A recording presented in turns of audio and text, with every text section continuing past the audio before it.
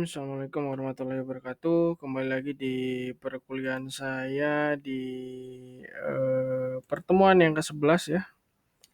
Eee, untuk materi ya, mudah-mudahan nanti kita di hari Kamis bisa bertemu untuk fiksasi existing kegiatan.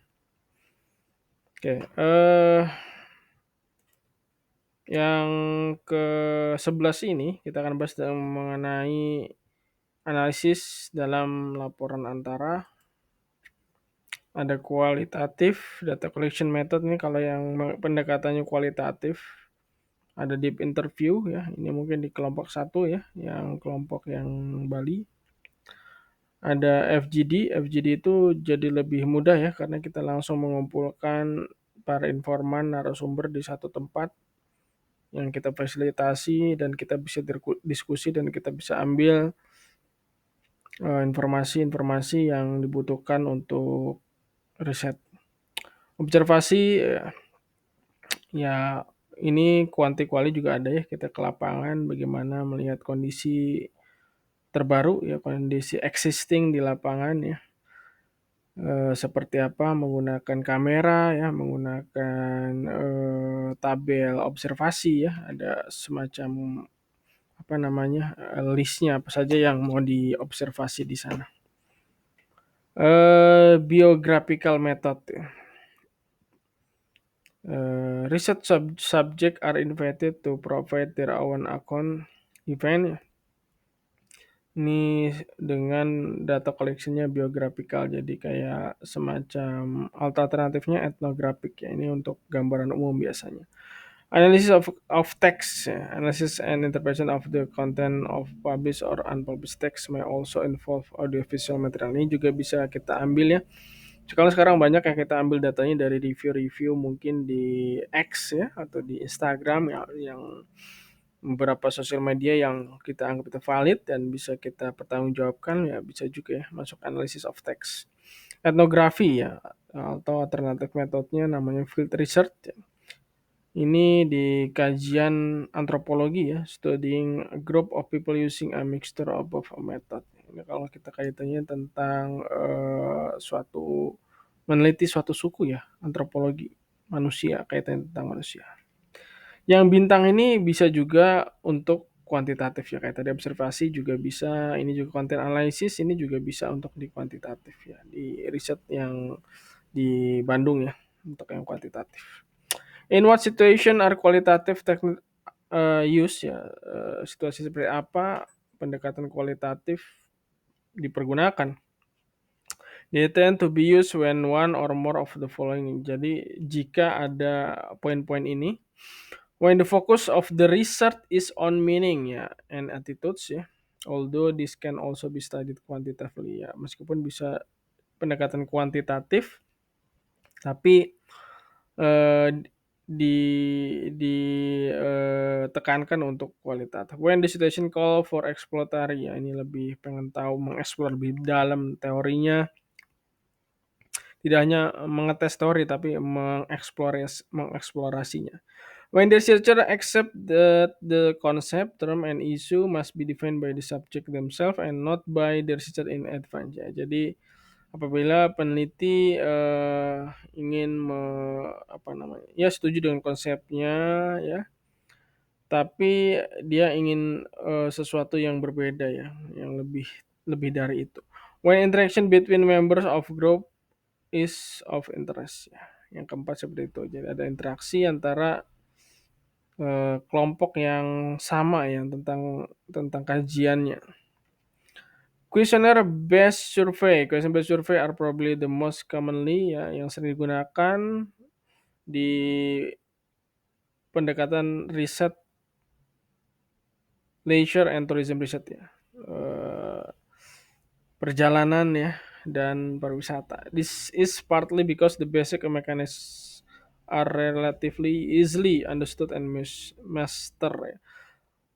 But also because so much leisure and tourism research call for general quantified statement. Kalau pakai kuesioner tuh lazimnya yang dipergunakan karena kaitannya dengan topik kajian atau sektor atau industri ini adalah lebih secara umum Mekanismenya sudah bisa secara umum bisa dites dengan mudah dengan cara kuesioner. Kuesioner ya, kalau kuesioner, quali juga bisa ya. Kalau kuali kan kuesioner itu langsung ke orang tersebut ya, langsung one by one. Eh, ini ada beberapa ya, ada tipe household survey ya, ini jika di rumah ya, street survey di jalan, telepon ya, misalnya kalian sekarang mungkin pakai WA ya, pakai video call juga is oke kalau nggak bisa bertemu dengan orang yang secara langsung, kita bisa janjian menggunakan telepon dan bisa video call ya, itu juga valid. Online survei, ada mail survei, ada site or user survei ya, alternatif namanya visitor survei, customer survei, intercept survei ini mungkin kaitannya tentang pemasaran, tentang bagaimana brand image suatu perusahaan. Captive group survey, member of group such as classes, school, children, member of a club or employee and organization or survey. Ini untuk survei internal ya, organisasi. Conjoint analysis, methodology used to explore people decision-making processes, including choices of products such as holiday types. Nah, ini analisis conjoint ya.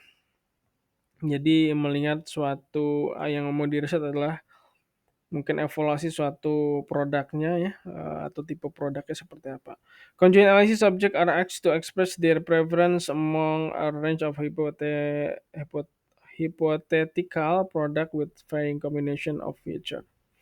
Content analysis, ya ini tadi ada ya di quanti dan quali, has not traditionally been widely used in leisure and tourism study, but ini udah bukan hal yang lawas lagi ya, but with the development of postmodern and the widening of the scope of text to include the wide variety of cultural products as a company recommend, advertising material, website, and letter, and the approach is attracting increasing attention.